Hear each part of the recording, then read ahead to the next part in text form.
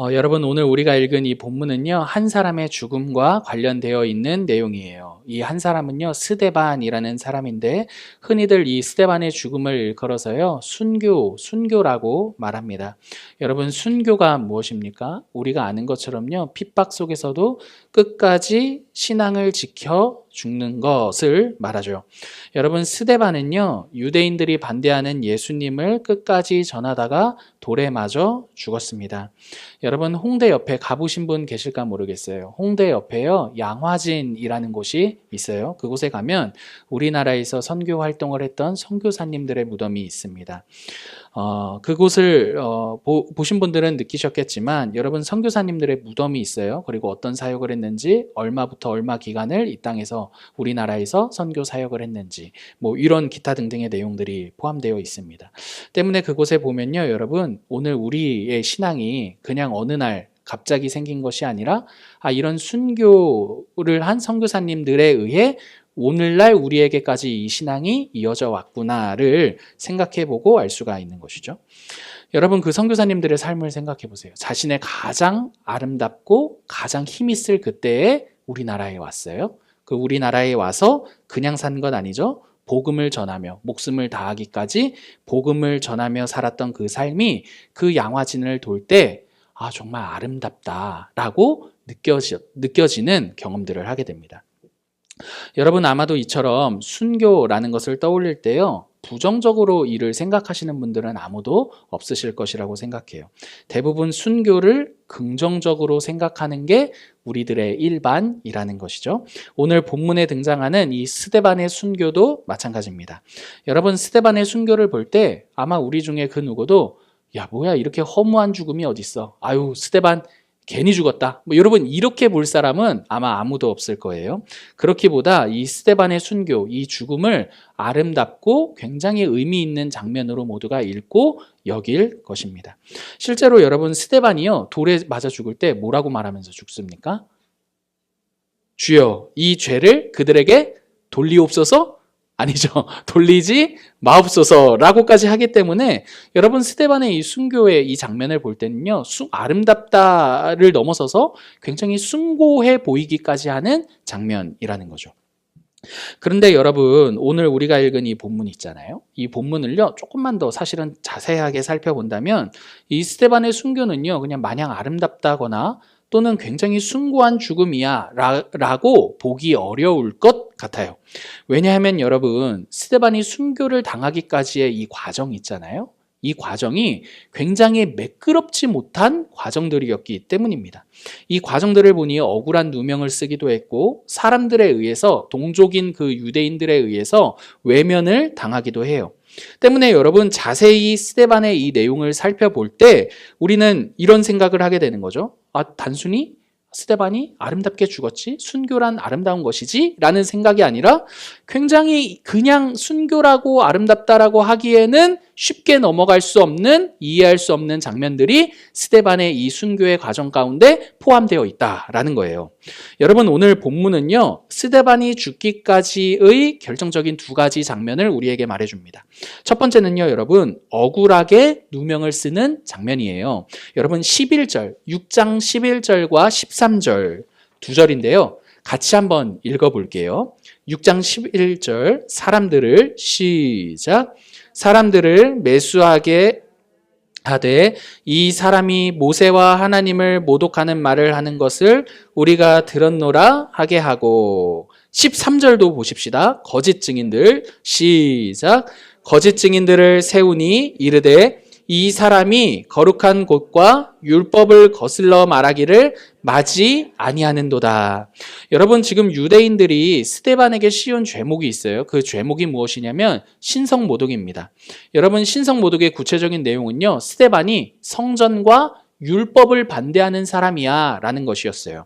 여러분 성전은요 유대인들에게 하나님 임재의 상징이었습니다. 율법은 누구의 말씀이에요?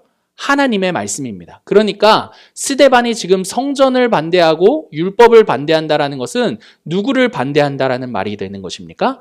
하나님을 반대한다라는 것이 되는 거죠. 때문에 여러분 유대인들은요 스데반을 신성모독, 하나님을 모독하는 자라고 말했고 그를 고발해서요 거짓 사람들을 매수해서 거짓되게 말하게 함으로써 그를 어디로 끌고 갑니까? 산헤드린 공회, 유대인들의 최고 법정기관으로 끌고 가서 재판받게 하는 겁니다. 여러분, 유대인들이 스데반을요, 산헤드린에 끌고 가서 고소하는 이 방식 있잖아요. 이 방식은요, 스데반의 진짜 의도를 왜곡하는 것이었어요. 여러분, 오늘 본문에서는 스데반이 전한 예수님에 대한 내용이 무엇이었는지에 대해서 자세하고 구체적으로 드러나고 있지는 않지만요, 복음서나 사도행전에서 등장하는 예수님과 사도들의 가르침, 그 증언들을 종합해 볼 때 스데반이 성전을 반대한다라고 했던 그 유대인들의 말은 이렇게 생각해 볼 수 있어요. 예수님께서 유대인들을 향해 이렇게 말씀하셨죠. 성전은 헐라. 내가 사흘 동안에 이것을 다시 세우리라 라고 말씀하셨죠. 여러분, 그 말을 가지고 스데반도 그 말을 인용해 성전에 대해 가르쳤을 것이기 때문에 그 말을 가지고 유대인들이 고발한다. 얘가 성전을 거스르는 사람이야 라고 고발한 것이라고 생각할 수 있고요. 스데반이 율법을 반대한다라고 했을 때는 이런 내용을 생각해 볼 수가 있는 거죠. 제자들이 안식일 때 배가 고파서 노동을 하니까 유대인들이 예수님께 고발합니다. 왜 제자들이 유대인의 일을 하냐라고 말이죠. 그러니까 예수님이 뭐라고 말씀하십니까? 안식일을 위해 사람이 있는 게 아니라 사람을 위해 뭐가 있는 거다? 안식일이 있는 거야 라고 하시면서 율법에 대해 새롭게 재해석을 하시는데 그 해석, 율법에 대한 이러한 해석을 스데반이 인용했을 거 아닙니까? 사용했을 것 아닙니까? 그러한 율법의 해석을 사용하는 것을 보며 스데반이 무엇을 반대하는 사람이다? 율법을 반대하는 사람이야 라고 고발했을 것이라고 생각해 볼 수 있다는 거죠. 여러분, 어찌되었던 유대인들이 스데반을 이렇게 고발하는 이유는요, 산헤드린에 끌고 가 고발하는 이유는요, 스데반이 전한 누구 때문입니까? 예수님 때문이었습니다. 예수님이 하신 말씀의 진짜 의도를 왜곡하고 이를 가지고 스데반이 성전과 율법을 반대하는 자야, 거스르는 자야 라고 고발한 것이죠.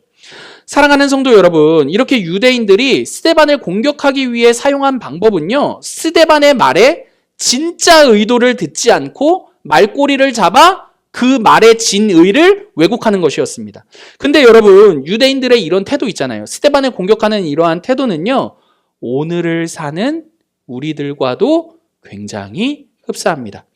왜냐하면 여러분, 우리 역시도 특정한 사람과 말다툼이 붙었을 때 그 사람을 공격할 때 그 사람의 진짜 의도를 듣지 않고 이를 왜곡하는 경우가 빈번하기 때문입니다. 여러분, 그래서 연애를 할 때, 연애하시는 청년분들 생각해 보세요. 여러분, 연애를 할 때 이미 어르신분들은 연애의 시간이 다 지나긴 했지만 부부관계를 생각해 보십시오. 여러분, 연애를 할 때 가장 어려움을 마주하게 되는 때가 언제입니까? 그 상대방의 진의를, 진짜 의도를 말하는 그 말의 진짜 의도를 해석해야 할 때입니다. 여러분, 만약에 여자친구가, 청년분들 생각해 보십시오. 여자친구가, 오빠 오늘 날씨 좀 춥네? 이랬을 때, 여러분, 남자친구가, 그러게 말이야, 날씨가 춥네. 여러분, 이러면, 여러분, 어떻게 되는 겁니까? 여러분, 꽝인 겁니다, 여러분. 그래? 이러고 외투를 벗어야죠, 여러분. 그죠? 여러분, 꼭 그렇지는 않겠지만, 여러분, 죽어있는 연애세포를 끌어내 보십시오, 청년분들. 여러분, 어찌되었든, 여러분뿐만 아니죠. 자녀와 대화할 때도요, 진의를 파악하는 일이 굉장히 어렵다라는 거예요. 여러분, 진유가 이제 6살인데, 진유가요, 막 잘 놀다가도 갑자기 아빠 싫어! 막 이럴 때가 있습니다. 그러면 여러분, 그 말의 액면 그대로를 받아들여서는 대화가 성립되기도 어렵고 문제가 해결될 수도 없습니다. 아들이 그러한 말을 하는 의도가 파악될 때 문제가 해결될 수가 있는 거죠. 그런데 여러분, 우리가 아는 것처럼요, 상대방의 말 안에 들어있는 이러한 의도를 파악한다라는 것은 굉장히 많은 에너지가 필요한 일입니다. 그래서 여러분, 마음이 편할 때는요, 진유가 저한테 아빠 싫어! 이러면 하나하나 왜 싫은지 들을 수 있는 그 의도를 파악하고 싶은 힘이 있는데, 여러분, 몸이 힘들거나 마음이 막 괴롭거나 막 마음이 좁아져 있을 때 아들이 저에게 아빠 싫어! 이러면 여러분, 제가 어떻게 하는 줄 아십니까? 저도 똑같이 합니다. 나도 너가 싫어! 이렇게 말합니다, 여러분. 여러분, 이렇게 자신의 마음이 어렵거나 상대에게 마음이 상했을 때 우리는 상대방의 말의 진짜 의도를 파악하는 것보다 너가 지금 나에게 뱉은 그 말에만 집중하는 거죠. 그죠? 그렇게 감정의 골은 깊어져 가고 상대가 나에게 한 그 말에만 집중을 하다가 결국에는 그 사람을 미워하게 되고 증오하는 데까지 이르는 게 우리의 일반적인 경험이라는 거죠. 여러분, 오늘 유대인도 이와 같습니다. 스데반이 복음을 전하면서요, 예수님을 말했어요. 그 예수님을 말한 것은요, 유대인들이 중요하게 여기는 성전을 폄하하는 것이 절대 아니었어요.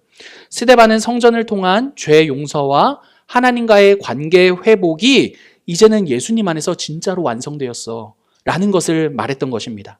때문에 만약에라도 여러분, 유대인들이요, 스데반의 진짜 의도와 그의 말에 진심으로 귀를 기울였다면 그들은 자신이 붙잡고 있던 성전보다 그보다 더 완전한 성전 대신 예수님을 만났을 것이고요, 예수님이 자신들을 위해 행하신 그 일들로 인해 기뻐했을 것입니다. 근데 여러분, 유대인들이 어떠했습니까? 스데반의 진짜 의도가 무엇인지는 중요하지 않았어요. 스데반의 진짜 의도에는 관심이 없었고 스데반의 말꼬리를 잡으며 그를 곤경에 빠뜨리게 하고자 한 거죠.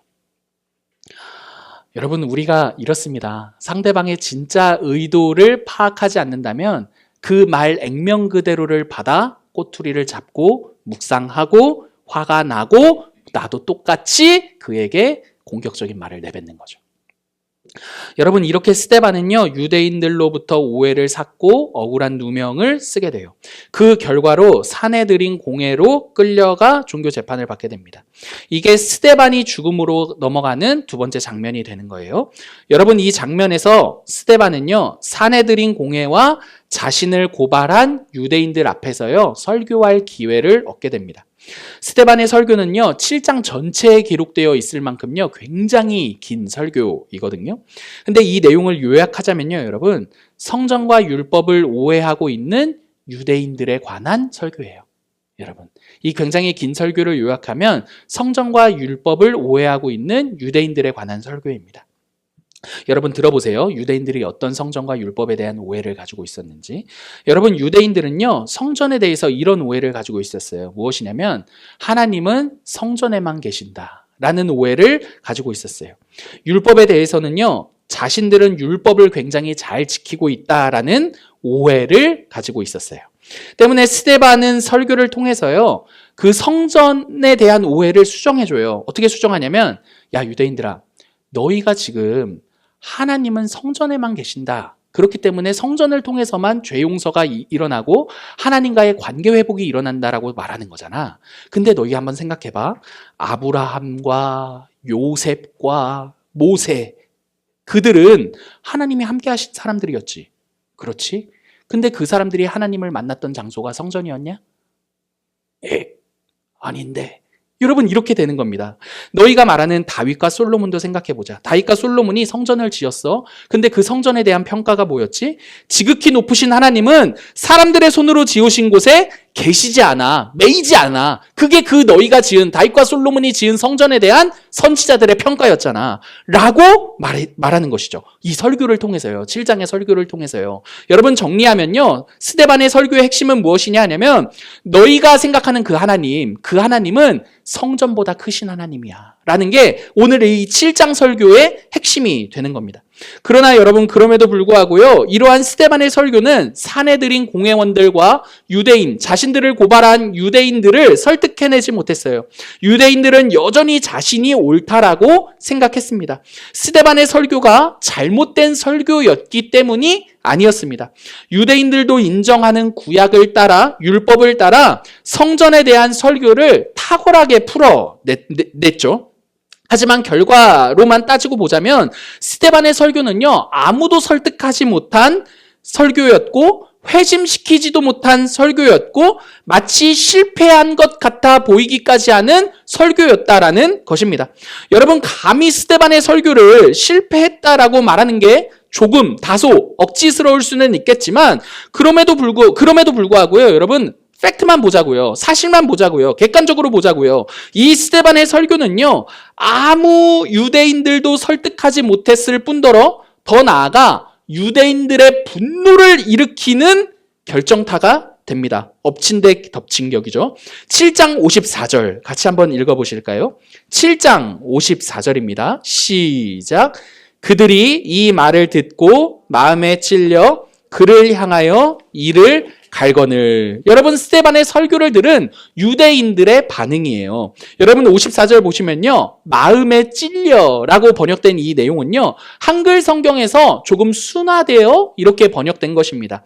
여러분, 이 헬라어 단어가요, 디아프리오라는 단어인데요, 디아프리오라는 이 단어는요, 분노가 극에 달해 상대를 죽이고 싶을 정도의 감정 수준을 의미하는 단어예요. 그러니까 마음이 찔렸다. 여러분, 마음 아파. 여러분, 이런 정도가 아니라 분을 못 이기는, 막 바들바들 떠는, 어쩔 바 모르는 그 분노에 가득 찬 상태가 마음에 찔려라는 상태라는 겁니다. 그래서 여러분, 이 단어가 동일하게 사도행전 5장에서 쓰이는데 어떨 때 장면이냐면, 사도들이 사내들인 공회로 끌려갔을 때 너희들이 죽인 그 예수가 메시아야 라는 얘기를 듣고 사내들인의 공회원들이 분노가 일어 사도들을 어떻게 죽일까 말까 의논하는 장면. 그때 그들이 분을 냈다라고 할 때 그 분냈다라는 단어가 오늘 여기서 마음에 찔려라는 단어와 동의어입니다. 여러분, 스데반의 설교를 들은 유대인들은요, 극에 달하는 분노로 인해 이를 갈았어요. 사도들 때는 조금 참아봤지만 스데반 때는 참지 못하게 됩니다. 그리하여 스데반의 죄를 확정했고 신성모독이라는 죄명하에 그를 성 밖으로 끌어내서요, 증인들과 함께 사울의 발 앞에 끌어내서요, 돌로 쳐 죽입니다. 여러분, 여기까지의 내용이 오늘 7장, 이 6장 후반절부터 7장까지의 내용이 되는 거예요. 여러분, 한번 보세요. 스데반 한번 생각해 봅시다. 여러분, 스데반은요, 하나님의 뜻대로 산 사람이에요. 그는 마지막까지 하나님의 말씀을 전했어요. 근데 여러분, 그의 결론이 지금 어떻게 끝납니까? 돌에 맞아 죽는 죽음으로 끝납니다. 마치 굉장히 실패한 것 같이 끝난다라는 것이죠. 여러분, 이 장면 있잖아요. 하나님의 뜻대로 살았음에도 불구하고 돌에 맞아 죽는 이 스데반의 이러한 결론은요, 우리가 신앙생활을 할 때 굉장히 헷갈리는 지점이 됩니다. 여러분, 우리도 스데반과 마찬가지로요, 하나님의 뜻대로 산다고 살았어요. 하나님의 뜻대로 산다고 살았음에도 불구하고 우리 안에 우리가 바라는 결과가 없을 때가 있습니까? 없습니까? 있습니다, 여러분. 분명히 하나님 뜻대로 산다고 살았는데 좋은 직장이 열리는 것도 아니고 어려운 문제가요, 단번에 해결되는 것도 아니고 자녀들이 잘 되고 일이 잘 풀리는 것도 아니고 내가 어려워하는 관계가 단번에 해결되는 것도 아닌 때가 있어요. 하나님 뜻대로 살았는데, 하나님 뜻대로 한다고 했는데 왜 나에게 이러한 결과들이 있는 건가? 라는 그러한 생각이 드는 때가 있습니다. 그래서 여러분, 혹자는요, 이렇게 생각하는 거예요. 내가 하나님 뜻대로 산다고 살았지만 뭔가가 그래도 부족했기 때문에, 내가 뭔가가 그래도 부족했기 때문에, 더 열심히 살지 못했기 때문에, 산다고 살았지만 더 열심히 살지 못했기 때문에 내가 바라는 결과가 없는 거야 라고 말입니다. 그래서 이전보다 더 열심히 하나님의 뜻대로 살기로 다짐을 하고 그렇게 살 때 하나님께서 나에게 바라는 결과를 주실 거야 라고 생각하는 거죠. 그러나 여러분, 이렇게 하나님을 생각하는 것은요, 하나님을 오해하는 것이에요. 여러분, 왜냐하면 하나님을 어떻게 오해하는 것입니까? 하나님이라는 분은 내가 잘할 때는 상을 주고 못할 때는 벌 주는 사람이야, 벌 주는 신이야 라고 오해하는 거라는 거예요. 여러분, 물론 하나님께서요, 우리에게 매 드십니다. 여러분, 매 드셔요. 그러나 여러분, 그 매는요, 우리를 버리기 위한 매, 우리를 때리고 버리고 방치하기 위한 매가 아니라요, 우리를 살리기 위한 매죠. 여러분, 모르겠어요. 부모님과 여러분들과 부모님의 관계가 어떠한지는 모르겠지만, 여러분, 부모가 자녀에게 훈계를 할 때, 여러분, 그 훈계를 받은 사랑 안에서, 부모와의 건강한 관계 안에서 훈계를 받은 자녀는요, 그 부모의 훈계를요, 나를 죽이거나 나를 버리기 위한 훈계라고 생각하지 않을 것입니다. 그 훈계가 당장에는 섭섭할지 모르겠지만 시간 속에서 이해되는 거죠. 그 훈계조차도 무엇이었다? 사랑이었다라고 말입니다. 여러분, 중요한 것은요, 하나님은요, 내가 잘할 때는 잘해주시고 못할 때는 못해주시는 그러한 하나님, 그러한 신이 아니라는 것입니다. 그 증거가 바로 무엇입니까, 여러분? 예수 그리스도죠. 예수 그리스도. 여러분 때문에 바울은요, 그 예수를 증거 삼아 로마서에서 이렇게 말합니다. 우리가 연약할 때, 우리가 아직 죄인 되었을 때, 여러분, 이 말을 기억하십시오. 우리가 연약할 때라고요. 우리가 아직 죄인 되었을 때라고요. 우리가 아직 하나님과 원수 되었을 때라고요. 우리가 하나님을 향해 예쁜 짓을 뭔가 하지 않았을 그때에 이미 하나님께서는요, 어떠한 일을 하셨대요? 그리스도가 우리를 위해 죽으심으로 우리에 대한 하나님의 사랑을 확증하셨다라고 말합니다. 여러분, 하나님의 사랑은요, 우리가 정신 차렸을 때 뭔가 일어났던 사건이 아니라요, 우리가 연약할 때, 우리가 정신 못 차렸을 때, 우리가 여전히 헛방 날리고 있을 때, 여러분, 그때 그리스도가 우리를 대신해 죽으심으로 우리에 대한 하나님의 사랑을 확증하셨다라는 거예요. 여러분, 예수님이 우리를 대신해 죽으신 것은요, 우리가 정신 차렸기 때문이 아니라 아직도 정신을 못 차렸던 그때에 우리를 사랑하시기 때문에 결정하신 일이라는 거죠.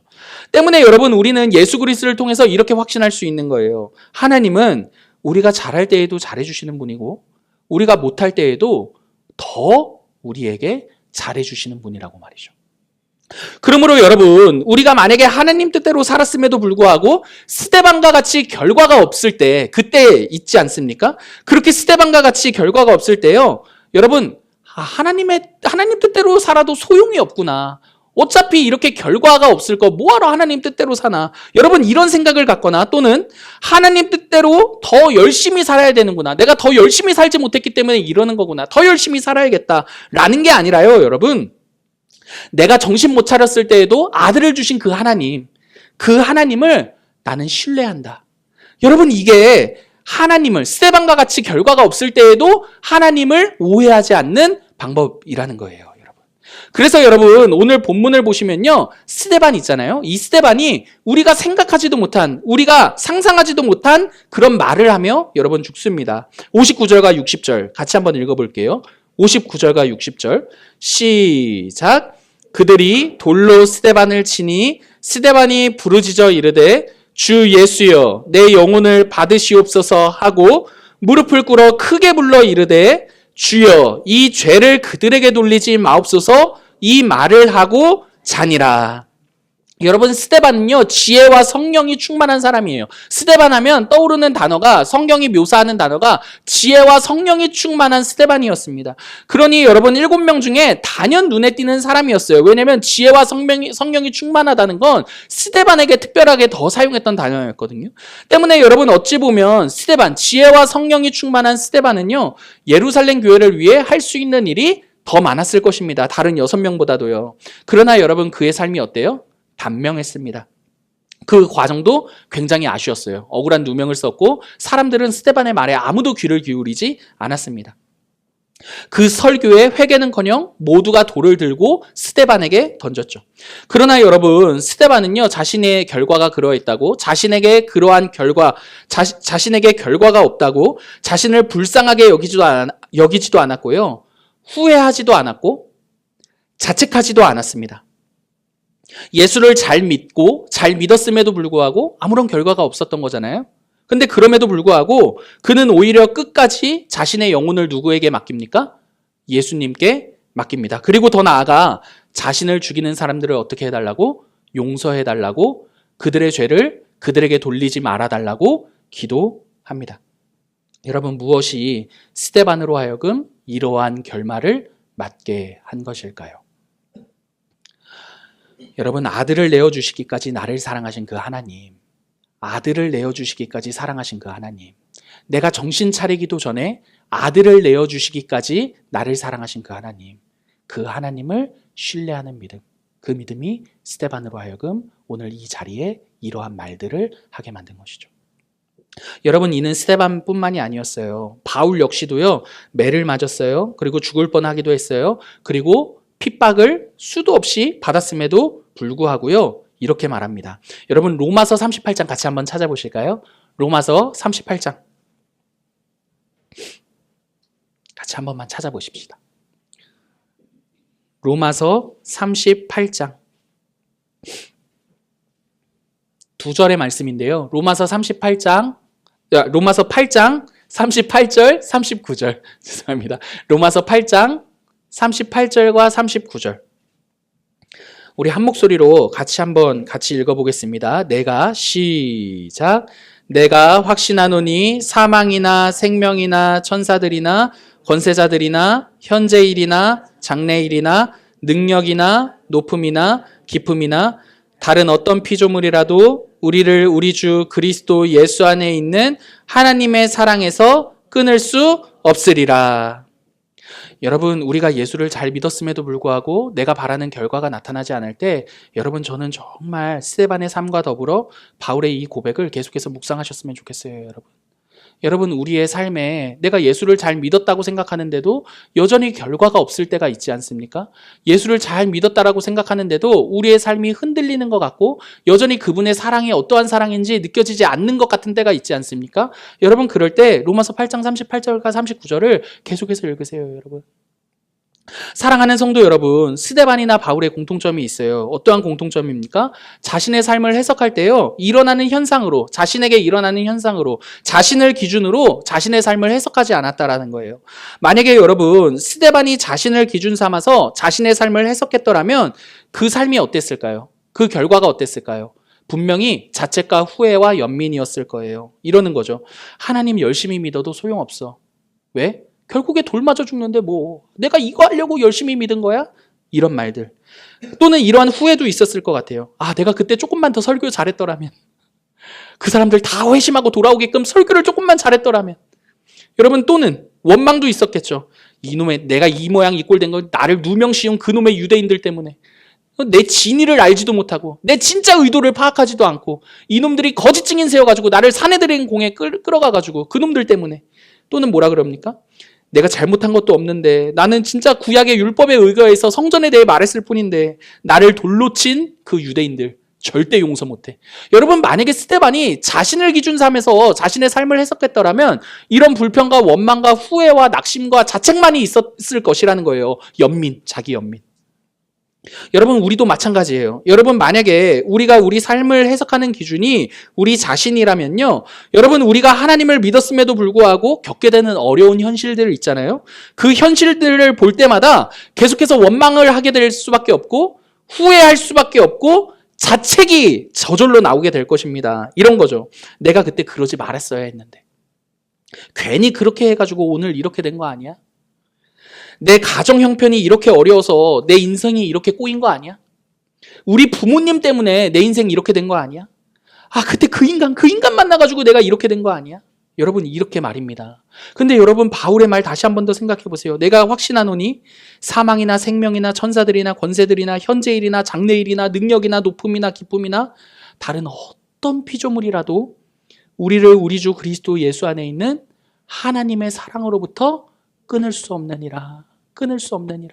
여러분, 우리가 우리의 삶을 나를 기준으로 해석하면 하나님의 사랑에서 끊어진 것처럼 보인다니까요. 근데 여러분, 스데반과 바울이 무엇을 기준에 해석합니까?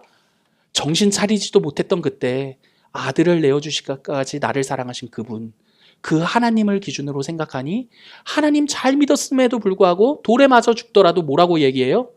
내 영혼을 주님께 맡깁니다. 그리고 이어서 또 뭐라고 말해요? 저들의 죄를 저들에게서 올리지 마십시오.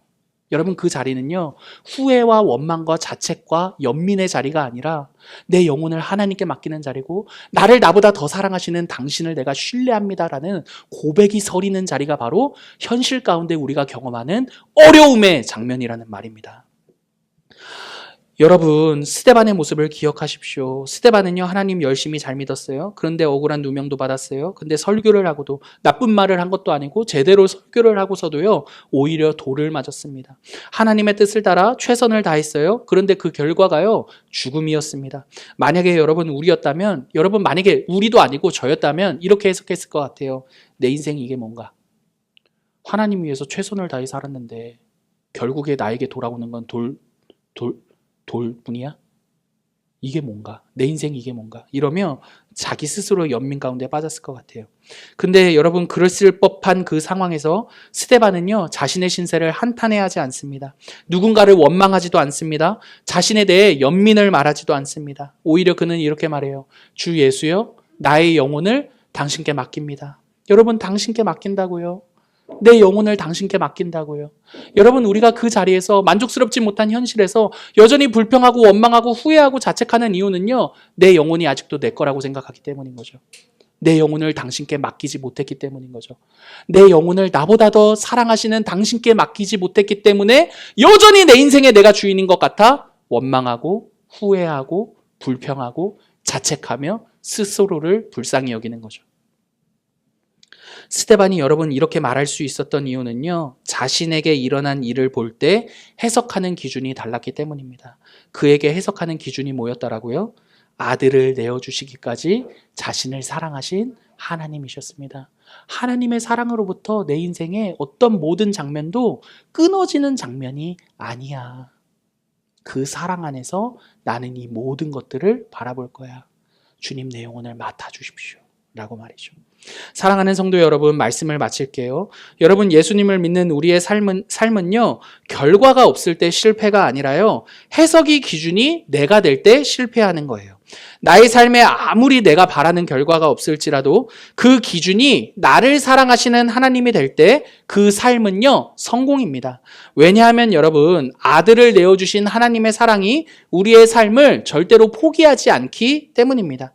여러분, 우리에게는 우리가 받은 상처나 실패보다 더 우리를 아름답게 하실 누가 계시는 거예요? 하나님이 계십니다, 여러분. 실패와 상처에 집어삼킨 당하는 존재가 아니라는 거예요. 우리가 당하는 실패와 상처보다도 우리를 아름답게 하실 하나님이 계시다고요. 스데반이 그래서 말하는 거예요. 주여 내 영혼을 당신께 맡깁니다라고요. 왜요?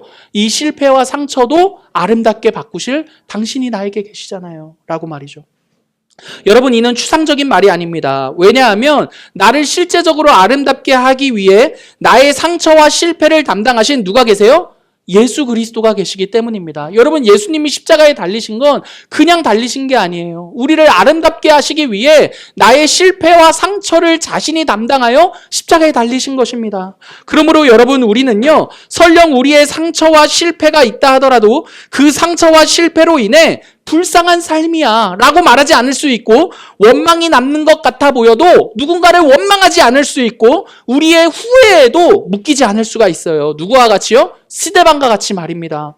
여러분, 우리가 이후에 예수 그리스도 앞에 섰을 때요, 우리의 원망은 온데간데 없을 거예요. 기억도 안 날 거예요. 우리의 연민과 우리의 후회도 마찬가지입니다. 왜 그렇습니까, 여러분? 우리의 상처와 우리의 모든 실패를 예수 그리스도께서 가져가셨기 때문입니다. 여러분, 예수님이요, 우리의 모든 상처와 실패를 자신이 가져가심으로써 우리를 자신 안에서 아름답게 창조하셨습니다. 그러니 여러분, 우리의 삶을 실패했다며, 우리의 삶에는 상처만 그득하다며 원망과 연민의 말을 쏟아내지 마시기 바랍니다. 여러분, 스데반을 기억하시라고요.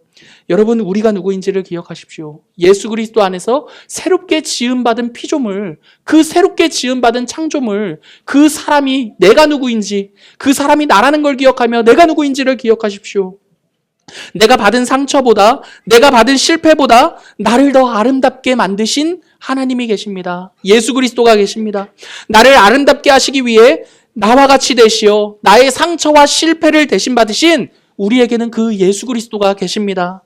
그 예수님과 함께요, 우리의 삶을 용기 내어 힘을 다해 우리의 믿음의 여정을 살아내시는 저와 여러분 되기를 간절히 기도합니다.